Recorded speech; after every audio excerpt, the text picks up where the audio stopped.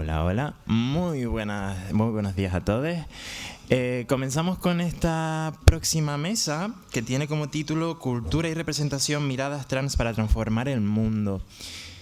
Y empiezo con un pequeño aporte, porque en esta primera parte hemos caído en el academicismo puro y es maravilloso, y concuerdo por supuestísimamente con nuestro gran referente Lucas, que es necesario reivindicar el academicismo y luchar desde la academia, pero también es cierto, y él sabe más que nadie de interseccionalidad, que resulta que hay violencias que nos atraviesan, y una de ellas es el academicismo puede resultar violento, más que nada, porque no todo el mundo tiene recursos para acceder a la academia y para entender la academia. Cuando hablamos de minorías, como pueden ser las personas trans, ahí se refuerza muchísimo. Entonces ya no hablamos solo de actuar de forma activista a través de la academia, sino que tenemos que buscar otras herramientas para llegar a todas esas personas que no tienen la capacidad de llegar a la academia. Y ahí es donde la cultura ocupa un espacio fundamental. Por suerte tenemos a tres perfiles bastante diversos, así como diversos es nuestro maravilloso paraguas trans, para hablar precisamente de cómo creemos que nuestro arte y nuestra cultura puede influir, cómo nuestra mirada trans puede influir a través de la cultura en las vidas de las personas que acudan a ella. Hoy estamos con tres personas maravillosas. Tenemos a Paula Dinamarca por allí, a Dani Asa Curvero por aquí, y luego a mi izquierda a Juan Carlos Alonso. Tres personas sin duda increíbles. Es un honor para mí a nivel personal poder compartir mesa con ellas. Y nada, la estructura de esta mesa va a ser bastante sencillita. Vamos a presentar a cada una de las personas. Cada una tiene su momentito para poder responder a una pregunta bastante global y dar su perspectiva. Y una vez terminemos, depende cómo vayamos de tiempo, vemos si queremos hacer alguna pregunta más concreta o si damos paso a que ustedes puedan hacerles alguna pregunta más directa a ellas, ¿vale? Comenzamos con Paula Dinamarca. Actriz chilena, activista por los derechos humanos, tarotista, mística maravillosa. Paula viene de un barrio humilde. Su sueño desde pequeña siempre fue ser actriz, y a base de mucho esfuerzo y acompañado de muchísimo activismo ha llegado a estar aquí con nosotros. Sobre todo para presentar esta tarde en Cinema Trans La misteriosa mirada del flamenco, una película en donde interpreta a Mamá Boa, un personaje que según ella encarna a todas esas travestis con las que han compartido y que desgraciadamente no están a día de hoy. La pregunta que te lanzo es: ¿crees que tu mirada, tus vivencias y las vivencias de las personas que te han acompañado pueden aportar algo al mundo a través de tu arte, que es la gran pantalla?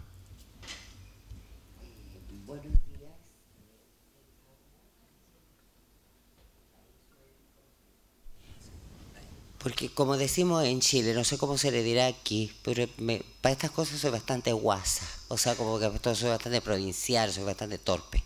Entonces, para estas cosas soy bastante guasa. Para responder a tu pregunta, sí, el arte es una herramienta potente de revolución, pero de revolución que va de la mano con la reflexión. Yo personalmente soy partidaria de la revolución armada. Soy partidaria del fuego, la pólvora, la revuelta, la toma, como decimos los chilenos, que somos gente brava por sangre. Y por qué no decir por qué no nombrar ese sancocho: sangre vándala, sangre indígena y también sangre gitana. Quemamos todo cuando nos dicen que no. Tengamos la condición sexual que tengamos arriba. Si venimos de ese país que literalmente en el mapa se podría ver como la raya del culo del mundo, somos los más bravos del Cono Sur. Siguiendo con tu pregunta. El arte sí revoluciona, pero hace reflexionar a las personas, las lleva a una dinámica de pensamiento y luego a una conclusión, y después de esa conclusión siguen las clases. Después de esa conclusión siguen pasando los días. Después de esa conclusión siguen pasando los meses, siguen pasando los años, se sigue escribiendo la historia. Nos siguen pegando abajo, como decimos los chilenos.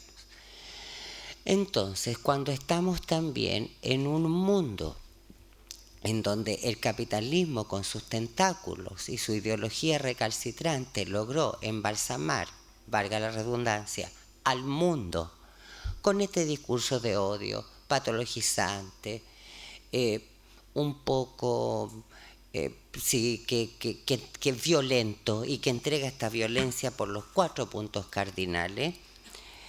Cuando hablamos quizá de un cuerpo equivocado, estamos, y que es un término que se usaba mucho en mi época, dicho sea de paso, nací en 1977, plena dictadura de Pinochet. Cuando dices barrio humilde, en mi país se le dice población.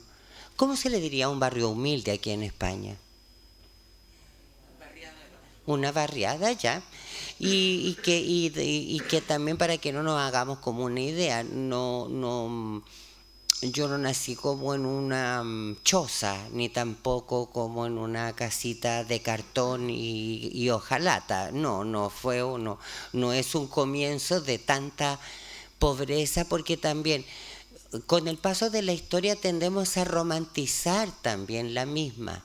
Entonces, en estos trabajos de memoria, en los archivos, en todo lo que está aconteciendo actualmente, tendemos también, quizás como por la naturaleza humana, que lo quiere embalsamar todo y dejarlo como todo con un poquito más de perfume, tratamos de romantizar la miseria y también la pobreza. Y también tratamos de romantizar la violencia. Para allá voy. Hablamos de que el cuerpo equivocado, que se usaba mucho en mi generación, ya naciste en un cuerpo equivocado porque claro, estaba la binariedad del género haciendo de la suya, el hombre y la mujer creados por el Dios y no sé qué y no sé qué cuánto, y todo lo que está fuera de eso le pertenece al diablo y no sé qué más y no sé qué cuánto. Por lo menos en mi país funciona de esa manera. Yo lo sé porque hasta términos de la dictadura la Iglesia se seguía metiendo en cosas del Estado. Si ustedes revisaran la historia de mi país, la Iglesia se separó en rigor del Estado en 1925. Era 1985 y la Iglesia seguía opinando a pito de cuestiones que tenían que ocurrir en el Estado, que tenían que ser cosas del Estado. Ajá. Entonces, era muy común decir, oye, pero es que tu rostro es tan lindo, es que tus ojos son tan claritos, las hegemonías, conceptos que se ocupan actualmente, ¿cierto? Que tú estás tan dentro del patrón de lo que podría ser una mujer, una mujer normal, una mujer nacida. Términos que se ocupan de puro rebuscar, de puro inventar huevas. Ajá. Entonces, una decía ya, y empezaba también que yo le llamo capitalismo rosa, a invadirte con cirugías. Que la cirugía de la nariz, que las tetas, que el poto, que la cintura, para que parecieras, y de hecho no fueses, sino que para que fueses lindo, el maricón parece mujer. Ajá. Y eso, claro, en esa época de la historia, a nosotros nos resbalaba. Pero en esta época de la historia, yo creo que ustedes se deprimen. Y ahí es donde quiero llegar. Si estamos hablando, volver al momento presente, si estamos con un discurso de odio, con un ultrafascismo a nivel prácticamente casi mundial, ¿por qué nos victimizamos tanto? ¿Por qué tan a ras de suelo con el discurso? Cuando yo también desde ese barrio bajo, desde esa dictadura de Pinochet, desde ese sector en donde se nos enseñó que las cosas se resolvían con fuego, que el Estado tenía la pólvora, pero nosotros teníamos los palos y las piedras, que el Estado podía tener el dinero, pero nosotros teníamos las ollas, teníamos las cacerolas, los calderos, las cucharas, la colectividad, el poder popular de una estructura materialista y marxista que se desarrolló muy bien entre la década del 60 a mediados de los 90 en Latinoamérica, principalmente en el Cono Sur, y de la mano con la teología de la liberación. Cuando tú al oído me susurraste al MBL, se me engrifan los pelos, porque yo también, y esto no viene desde el ser autorreferente, sino que viene desde el archivo vivo y desde la autoestima. Yo tengo mi autoestima en la NASA en esta época de mi historia. Entonces, Cuando me nombran a esa perra comunista de la clase más burguesa del comunismo de mi país, y me la nombran como un ícono que da la vuelta al mundo, yo digo, y ganó tanto con los maricones pobres, y llamaba a su sirvienta, compañera lucha, poco menos que en una campanilla en la intimidad de la casa, tal cual como llaman a la mascota, ¿de qué me estás hablando? O sea, también debemos de ser bastante lúcidos a la hora de poder identificar a nuestros referentes.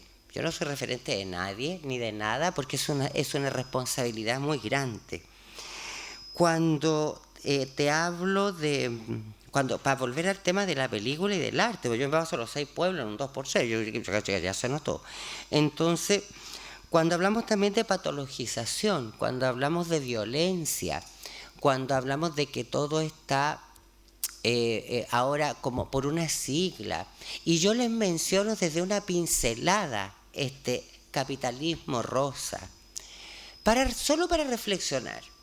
Y si de repente nos tenemos que poner a discutir y tirarle un par de mordisqueos, también estoy dispuesta, pero solo para reflexionar. ¿No será también parte de este mismo capitalismo rosa que nos tiene a todos nosotros como colectivo también con un concepto? Porque queer, mira, yo para anglicismos mejor actúo, pero lo que sí sé que queer significa raro, y que te traten de rara es violento, ¿o no? Y yo he luchado toda la vida para no ser rara. Y viene, que un pensador iluminado de no sé dónde rechucha a decir que tiene una teoría que le tiene que la masa se la tiene que trabajar, que se la tiene que tragar como que si fuese el agua de la Virgen de Lourdes y creerla. Y yo, que soy un salmón, que voy contra la corriente en todo aspecto de la vida, ¿por qué tengo que creer en eso si yo toda la vida he luchado para no ser rara?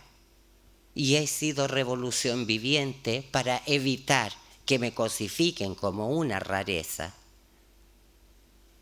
Ajá.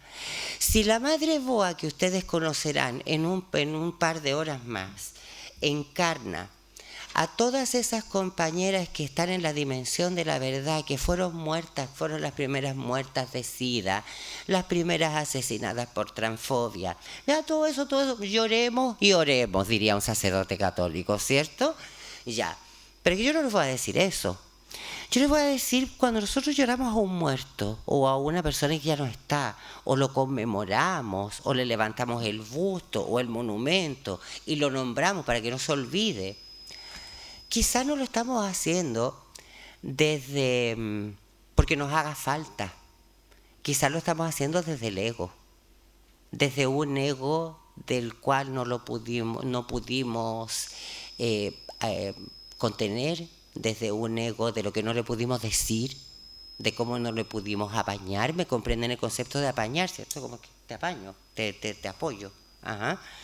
Y ese ego herido me hace llorar al muerto, porque el muerto ya está en el hoyo, el muerto ya ni me escucha. Ajá.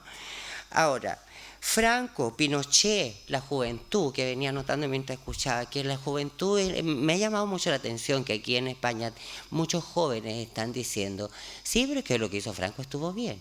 Sí, un pueblo que no recuerda la historia está condenado a repetirla. Y eso es labor de nuestras generaciones.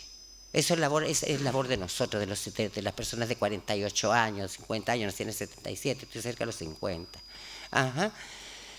Decir, por ejemplo, a mis paisanas chilenas, a mis compañeras chilenas, que no porque tengamos una moneda que se parezca al euro o tengamos una moneda que se parezca al dólar y que para eso haya que habido menos sangre salía del faenamiento en el matadero de las que pudieron salir de las víctimas de las violaciones a los derechos humanos en dictadura, para que eso ocurriera con la economía de mi país y para que vinieran extranjeros a creer que, no sé, un sueldo mínimo de 500 euros, que son 500.000 pesos en mi país, que no alcanza para nada, para la calidad de vida que queremos llevar, porque, dicho sea de paso, Chile es una buena casa, pero en un mal barrio. ¿Qué quiere que me entienda? Chile es una muy buena casa, pero está ubicada en un barrio pésimo. Ujú. Entonces, cuando estos jóvenes vinculan a Franco con algo bueno, cuando en mi país vinculan a Pinochet por lo que está ocurriendo actualmente, y después de eso caímos, y la juventud principalmente, se deprime por todo. Ajá. La tecnología genera esas cosas.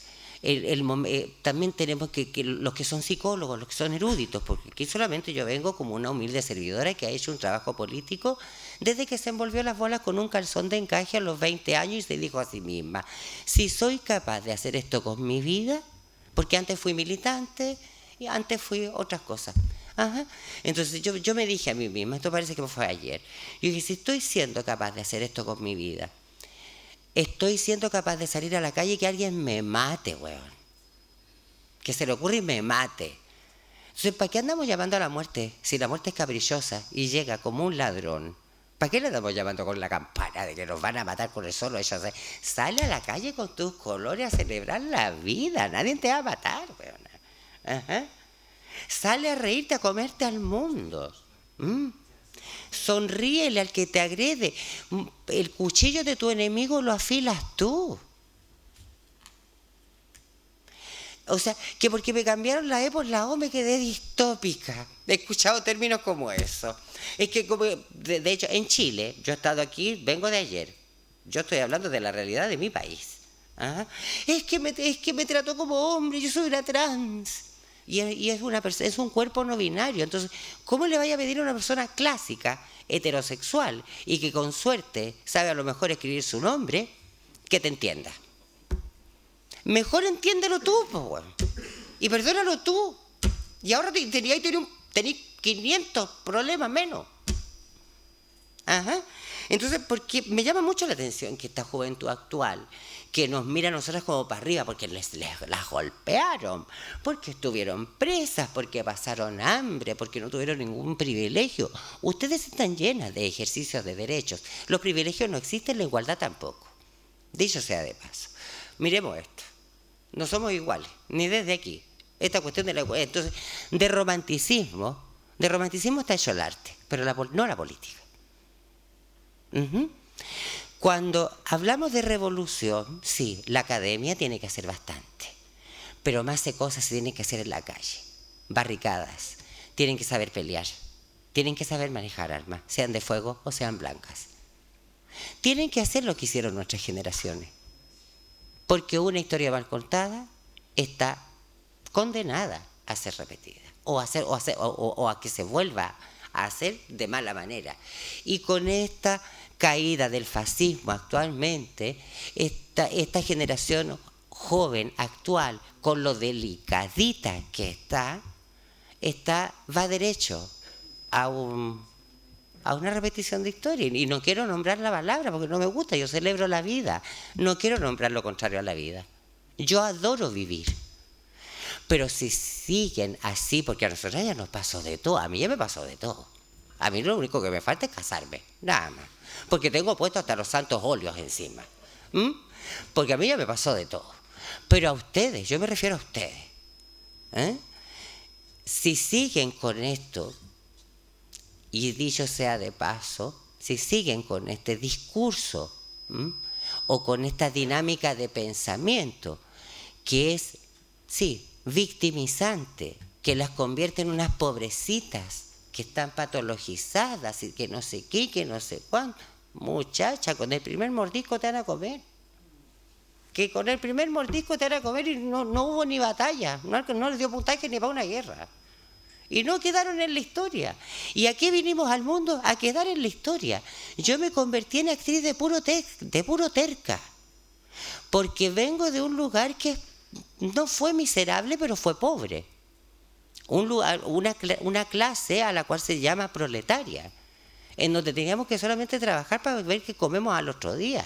Y yo dije, voy a ser actriz, me voy a convertir en actriz, y me convertí en la tercera mujer trans que caminó por la alfombra roja al Festival de Cannes. ¿Y eso con qué se hace? Con terquedad, no llorando. Con una cuestión de todos los días, no con una reivindicación. Muchachas, lo sabemos todo, todo. sí, ya que estamos en la Facultad de Psicología, los psicólogos refútenme o patologicen, o mándenme a la mierda, o hagan lo que quieran, pero aquí estoy. Mira, si tú quieres dejar de fumar, tú sabes lo que tienes que hacer para dejar de fumar. Si tú eres gorda, obesa, mórbida y quieres ponerte a adelgazar y ponerte quizás un poco hegemónica, lo que no le gusta a nadie, pero todos quieren ser, porque el algoritmo te lo está mostrando todos los días, en el discurso no le gusta a nadie, pero en la práctica todas quieren ser. Ajá. Sí, ya voy a cortarme, mi amor. Sí, que te veo ahí con el lenguaje de señas, que lo entiendo mejor que nadie. Mira, el lenguaje de señas y el de mirada, con lo perra que soy, lo entiendo mejor que el de las palabras. Entonces,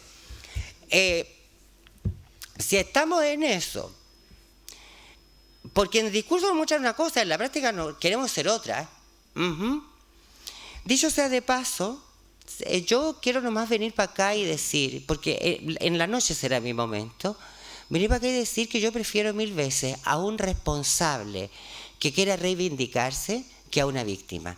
¿Y saben por qué? Porque la víctima siempre va a buscar una retribución, siempre va a buscar un apapacho y siempre va a esperar que le digan pobrecito. Y así el movimiento no va a avanzar nunca. Y nada, tenía muchas más reflexiones, pero como están ahí en la... mira para acá y dale para allá, siguiente. Y muchísimas gracias.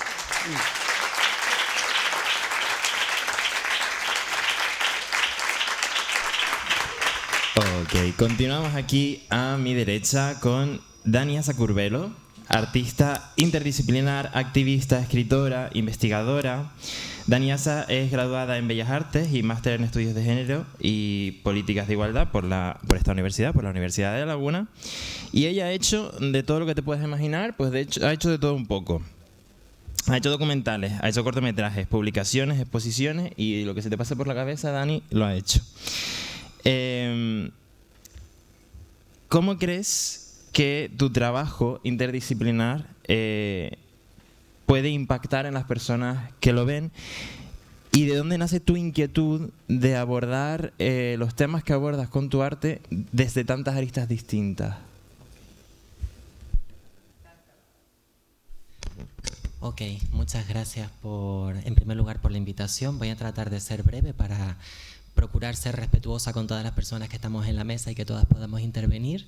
Entonces voy a retomar algo que comentaba Paula ahora mismo, que tiene que ver con esta idea de pertenecer a un pueblo. En su caso es el chileno, en mi caso es el pueblo canario, y no me gustaría como hablar de mi trabajo sin también compartir con ustedes que me siento profundamente orgullosa de pertenecer a un pueblo que lleva 500 años de resistencia y que no somos para nada ningún pueblo, digamos que avergonzado de la historia que tiene, sino que precisamente estamos tratando de resignificarnos como el territorio que somos, atravesado por tantas complejidades, por pertenecer a un continente como es el africano, pero del que estamos totalmente deslegitimadas, ¿no? a reconocernos como tal, y que por supuesto en donde se han dado, como sucede también en Latinoamérica, discursos nacionalistas, donde toda esa disidencia que encarnamos las personas, como antes aparecía Marcela, o como lo puedo ser yo en la actualidad, estamos totalmente desplazadas de ese discurso que tiene que ver con lo canario, con el territorio y con aspectos que tienen que ver con la autodeterminación. Y fíjense qué curioso que al final hablamos de un ejercicio a nivel territorial, pero también a nivel corporal, como son nuestros propios cuerpos, los cuerpos travestis o los cuerpos trans, ¿no?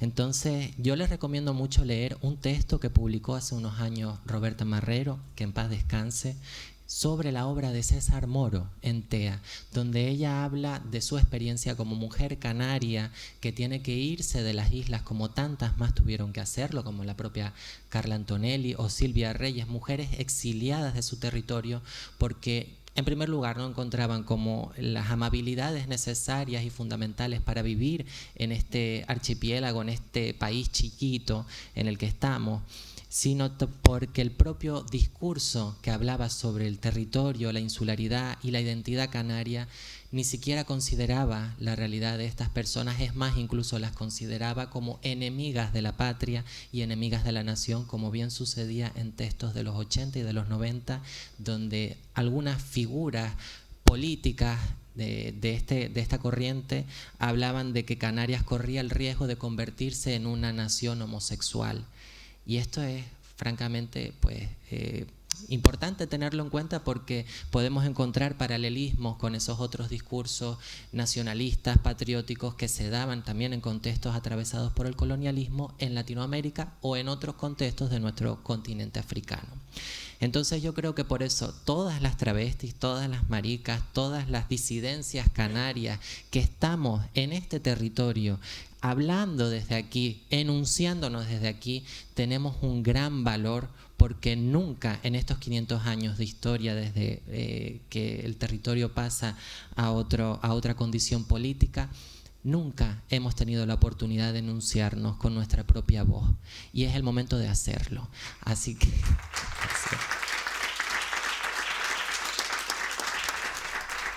Así que dicho esto, y después de compartir con ustedes esa sensación de orgullo de también pertenecer a un pueblo bien fiero y con su carácter como es el canario, voy a responder brevemente a esa pregunta. Y es que pienso que los discursos o que los proyectos y los trabajos interdisciplinares, como puede ser mi caso, pese a que también se han romantizado mucho, porque las personas que trabajamos en el sector cultural muchas veces tenemos que hacer auténticos malabares para llegar a final de mes, para poder pagar una cuota de autónoma, el alquiler, etcétera, etcétera, y cualquier otro gasto que puedas tener, como puede ser el simple hecho de querer comer algo ese día, tener un plato de comida en la mesa.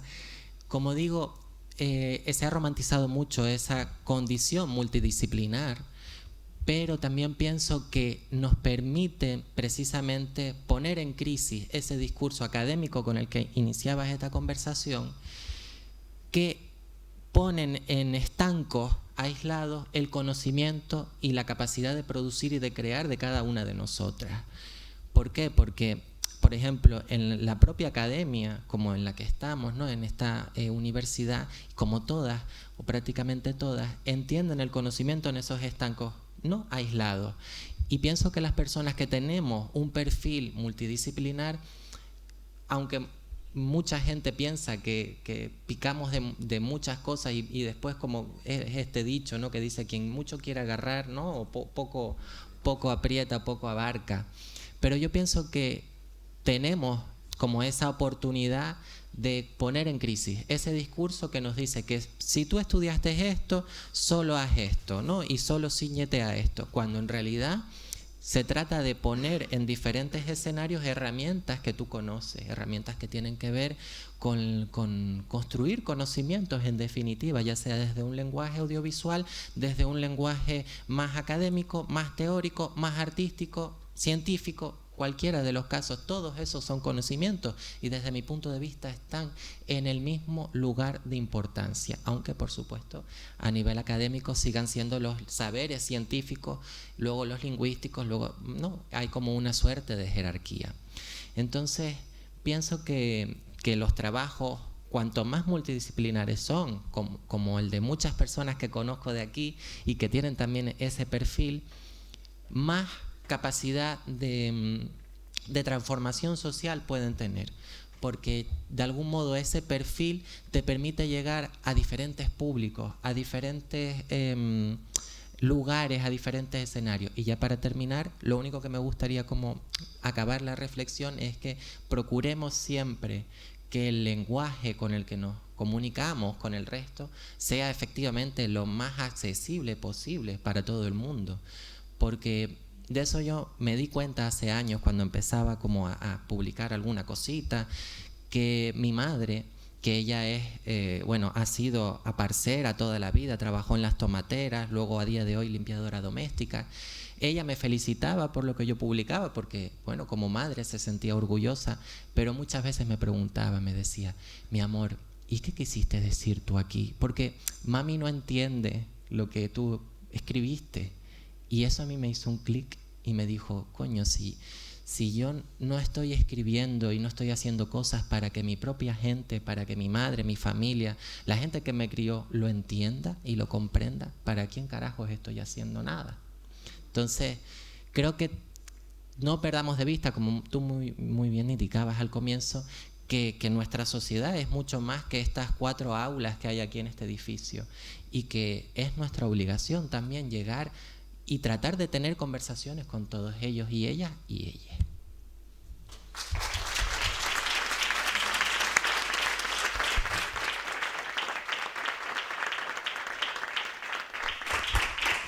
Y pues precisamente de saber llegar, hacer llegar cultura a la gente, ¿sabe? Esta personita preciosa que tengo aquí al lado, tenemos aquí a Juan Carlos Alonso, licenciado en arte dramático, productor, gestor cultural y activista. Es una de las figuras clave en el desarrollo del movimiento LGTBI+ estatal, pero sobre todo focalizado en Madrid. Porque es fundador de EGAL, miembro fundador de EGAL y coordinador general de MADO, el Orgullo Estatal y de Madrid, en el que además incluye un alto programa cultural dentro de este gran evento importante que sucede todos los años. Entonces, quería preguntarte desde ese rol de gestor cultural, no tanto de productor o creador de arte per se, sino de distribuidor, ¿qué rol crees que ocupa la cultura queer, trans, dentro del enmarco del orgullo o dentro de tu ámbito de trabajo? ¿Y cómo crees que puede afectar a las personas que acceden a él? Vale, pues muchas gracias. Buenos días a todos. El currículum que has dicho pues obedece única y exclusivamente a la edad que tiene uno. Pero bueno, es muy interesante la pregunta que haces, sobre todo en el momento actual, ¿no? Vivimos en una época que está atravesada por la vuelta, siempre estuvieron ahí, ¿no? De los discursos de odio, de los que se transforman en los delitos de odio, de una crispación política insoportable. Aquí mismo se ha visto, se comentaba estos días, y una desconexión tremenda entre lo que se supone que son nuestros representantes públicos y la gente. Los discursos políticos ya no son seguidos absolutamente por nadie y peligrosamente se han transformado en consultas en TikTok, etcétera, y ahí se construyen unos relatos que son total y absolutamente tergiversados y falsos. La cultura, hoy por hoy, es, estoy convencido, la herramienta más poderosa que tenemos, prácticamente la única, de hacer llegar a la gente los mensajes que queramos dar. Aquí voy a hacer una reflexión. Yo estudié arte dramático, efectivamente, y en los orígenes del teatro, que están en Grecia, el significado etimológico de la palabra teatro en Grecia era: el teatro no lo hacía el actor. Los primitivos actores se subían en los coturnos, una especie de zancos, el origen primigenio de los escenarios, a la puerta de los templos, ocultaban su rostro detrás de la máscara, de la comedia o la tragedia, para ser una voz. Y contaban historias que se suponía que sucedían en el templo que tenían a sus espaldas. Ese relatar esas historias, y la gente las escuchaba e imaginaba. El que hacía teatro era el público. Los actores éramos los transmisores. Esto me lleva a la siguiente reflexión, que es el compromiso cuando te subes a un escenario, o haces una película, o pintas un cuadro, o haces un corto, el compromiso que tenemos del mensaje que transmitimos, porque ese mensaje es transformador. Ese mensaje va a transformar a la sociedad. Hacer cultura es un compromiso, es un acto reivindicativo y es un compromiso político. Esto lo recordaba también William Shakespeare cuando decía que hacer teatro es, el famoso discurso de Hamlet a los actores, hacer teatro es poner un espejo ante el mundo, mostrar a cada época su vicio y su virtud, y a cada época también su imagen propia. Es decir, estamos a través de las artes escénicas, a través del arte, a través de la cultura, mostrando a la sociedad para que reflexione. No puedes hacer cualquier cosa en el arte sin saber que tienes esa responsabilidad. Y es una responsabilidad muy, muy grande. Evidentemente, está muy bien la pregunta que haces también sobre la cultura queer. el movimiento queer, lo decía Daniela antes, ¿no? Que efectivamente nace, la palabra queer nace en el siglo XVIII en Inglaterra y es como un insulto. Queer es lo que está fuera de la norma. Queer es un ladrón, queer es un estafador, queer es una manzana podrida, queer es una oveja negra, queer es aquel que no está asignado al binarismo, todo aquello que le distancia del concepto tradicional de hombre y mujer es queer. Gays, bueno, no había gays, había americones, lesbianas, travestis, todo lo que estaba fuera era queer.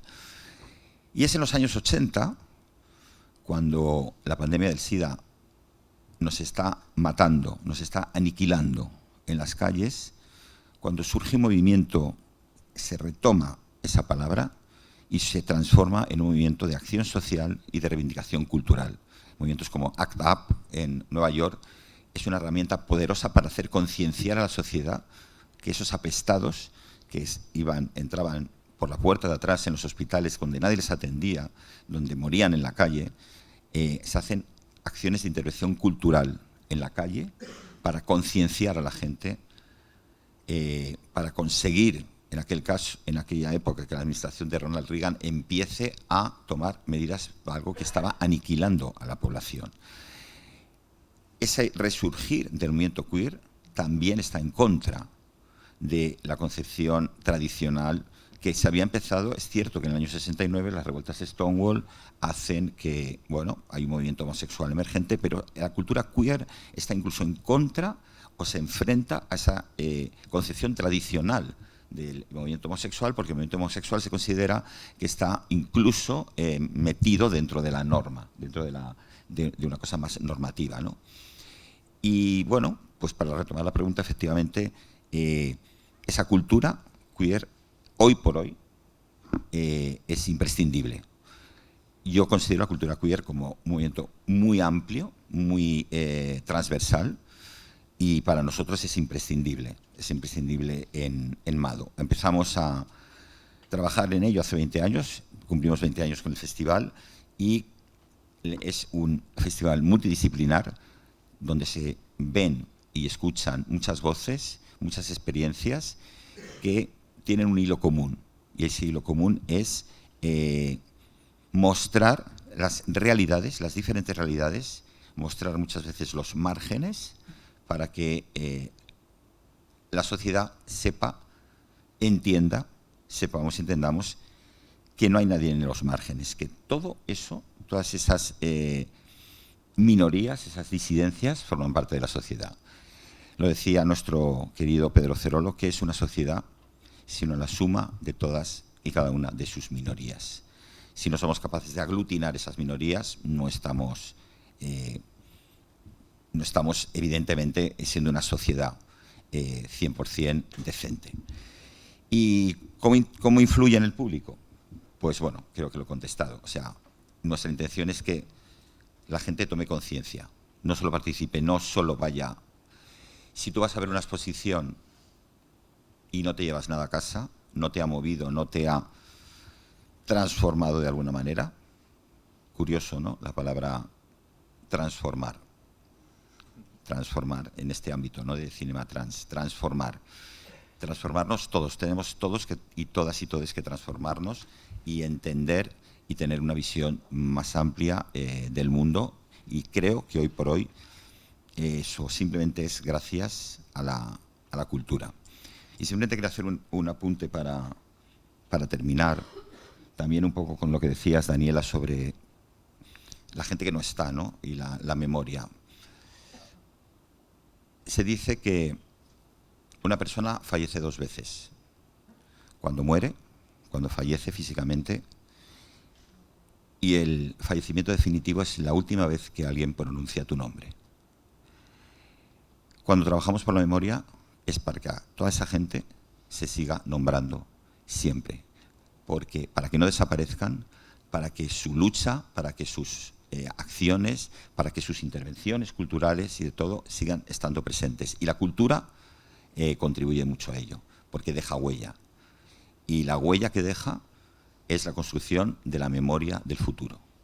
Así que sigamos haciendo cultura, sigamos haciendo memoria, sigamos transformando y sigamos saliendo a la calle a hacer actos revolucionarios culturales. Gracias.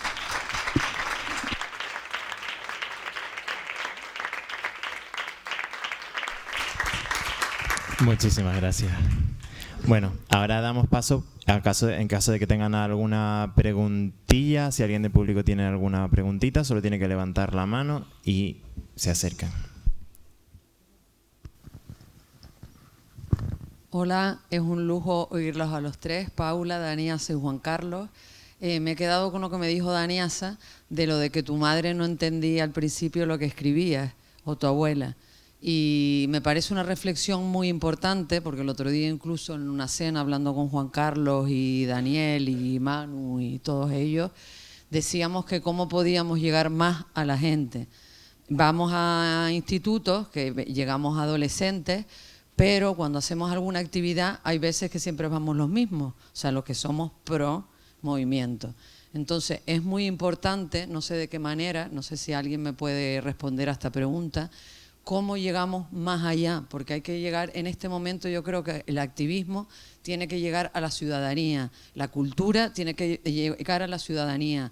La gente, nosotros preguntamos en los institutos si están cansados de que hagamos este tipo de actos y nos dicen que no, que a lo mejor han tenido uno en el año, no es que vayamos, y están los colectivos yendo a los colegios. Y yo creo que hay que llevar en este momento a la ciudadanía. Aparte en la universidad y en los institutos, en los centros de ciudadanos, los centros de mayores, no sé cómo podemos ampliar el mensaje que queremos dar, porque en este momento es muy importante. Entonces, a ver si alguien me dice, Daniasa, que fue la que dijo que la abuela le había dicho que no entendía lo que quería decir, ¿cómo llegamos a esa gente? ¿O qué podemos hacer? Gracias. Es una pregunta súper interesante que haces, Conchi, porque es cierto que las personas que trabajamos en un activismo como este, tenemos muchos retos que afrontar. Y sin ir más lejos, hay como una doble cruzada, porque por un lado, esta población, este alumnado que está en los centros educativos, ya ni siquiera maneja los mismos códigos que manejamos a lo mejor gente que nacimos antes del 2000, como es mi caso. Imagínense, ¿no? Cómo hoy en día se construyen los discursos a través del TikTok, como se comentaba antes, del TikTok, de lo instantáneo, de lo que dura 15 segundos, ¿no? Y también esto que comentas de que mucho alumnado agradece este tipo de charlas y de conferencias o de actividades en el centro. Yo siempre que lo hacía, que participaba en estas actividades, lo veía también como con cierta sospecha, entre comillas, porque el alumnado siempre va a agradecer cualquier actividad que lo saque de las horas lectivas, sea lo que sea. Ya puede ser una charla sobre diversidad sexual o sencillamente jugar a la pelota. Es como lo van a agradecer. Entonces hay que a veces, o al menos yo pienso que pensar en esta cuestión, ¿no? De cómo el alumnado agradece cualquier cosa que se hace en los centros. Pero concretamente, eso es un gran desafío que tenemos para llegar a la gente menor de 17, 18 años. Pero ¿y cómo llegamos a esa otra población que no está en los circuitos activistas, en las universidades, ni siquiera a lo mejor a veces en los centros ciudadanos? Porque no toda la gente, la población mayor de 50 o de 60 años habita estos espacios y su acceso a la cultura está totalmente confrontado por una cuestión de clase. Gente que no se cree legitimada ni con el derecho de acceder a un teatro, a un cine o a un espacio donde se hable de cultura, porque creen sencillamente que no pertenecen a ese público, es el famoso no público.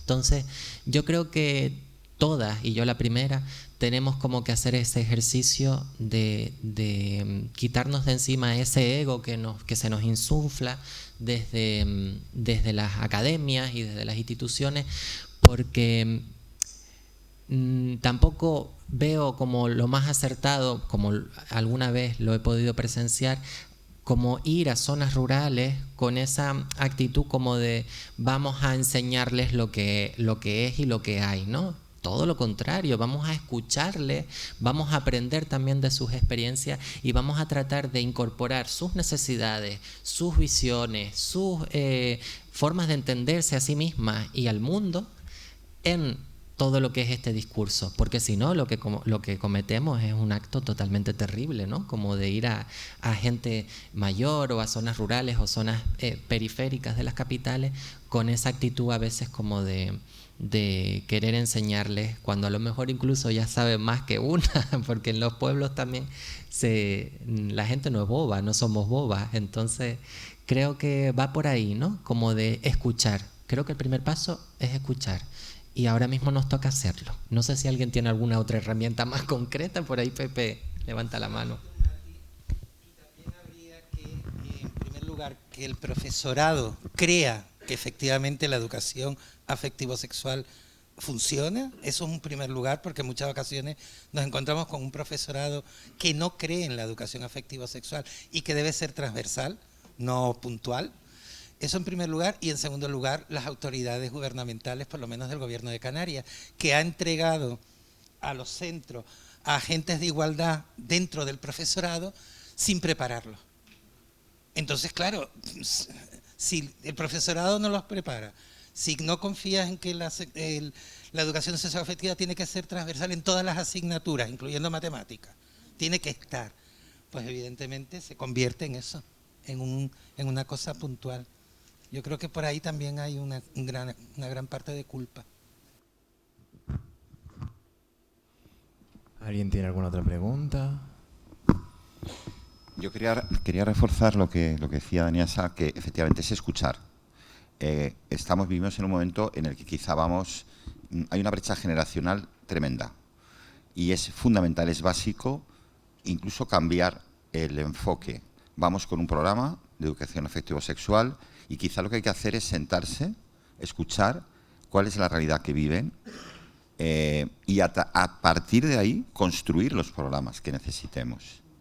Porque hay una desconexión tremenda. O sea, y creo que además el movimiento más joven, más revolucionario, queer, busca eso. O sea, nosotros nos hemos encontrado dentro del festival artistas que lo único que quieren es un espacio, no anuncian qué van a hacer, van a llegar allí y van a expresar lo que han construido o lo que van a hacer. Se sale esto un poco de la norma de, bueno, ¿qué vas a hacer? ¿Qué horario tiene? No. Entonces, si eso lo trasladamos a estas charlas, pero es que creo que funciona exactamente igual con la gente mayor. Es impresionante, pienso, la cantidad de gente que tiene necesidad de hablar, de ser escuchada. Creemos esos espacios para escuchar a la gente, para escucharnos unos a otros, para hablar, porque la gente no habla. La gente manda, con suerte, algún mensaje de WhatsApp, pero ya no se hablan, ya no se llama a nadie, ya no se queda para hablar. Está todo programado. Entonces, escuchémonos, escuchemos la realidad, porque la realidad quizá que estamos tratando de enseñar es muy diferente a la que tenemos. Y hay que saber qué realidad tenemos.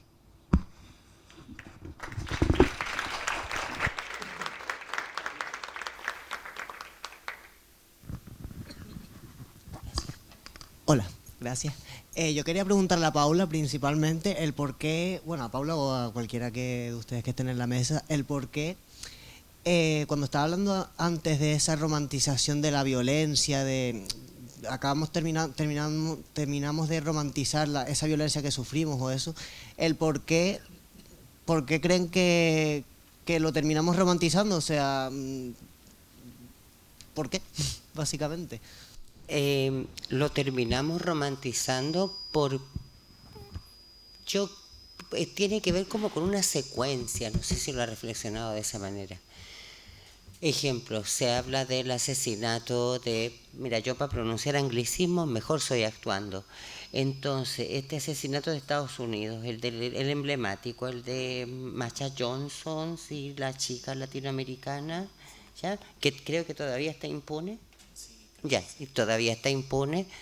Yo creo que eso responde a tu pregunta. O sea, y se han hecho marchas, y se han hecho documentales, y se han hecho actividades culturales, y se ha hecho, y como muy bien decía el compañero, la persona muere 2 veces. Ellas quizás siguen vivas en una memoria histórica. Pero aquí yo te pongo el ejemplo de la bolita de nieve. que viene de este porte desde la punta del cerro. Llegó al faldeo de este porte, porque en el camino agarró más, que a eso le podemos decir información, que agarró más y le pusieron otros colores, le pusieron otros, y eso se convierte en leyenda. Ajá. Y ahí es donde yo te digo, la historia se tiende a romantizar. Y ahí es donde yo también te respondo, la violencia y el pasado y la pobreza, que nosotros tuvimos que resistir y de las cuales ustedes no tienen ni la P, también está romantizada. Responde eso a tu pregunta, chico. Excelente. Bueno, yo quiero concluir la mesa lanzando una pregunta para que se hagan ustedes, para que se haga la mesa, porque por tiempo no podemos contestarla básicamente, y si la mesa siguiente quiere retomarla, cogerla y trabajarla, está estupendo. En la mesa anterior y en esta, y hilando mucho con... Me encanta la comunicación, es como un tema que me gusta mucho y me gusta cómo Daniasa hablaba de hacer activismo con el lenguaje de alguna manera e incidir en el lenguaje para que nuestras realidades cambien un poquito. Hemos hablado mucho durante estas horitas que llevamos aquí de términos como luchar y sobre todo hay una palabra que me resuena mucho que es responsabilidad. ¿Tenemos realmente a las personas trans, a las personas diversas que nos dedicamos al arte una responsabilidad? ¿No la tenemos? ¿Cómo hacemos para lidiar con ella sin que esa responsabilidad nos pese tanto que nos deje en el suelo? Yo lanzo la pregunta y con esto concluimos la mesita y pasamos ahora sí al break para comer alguito.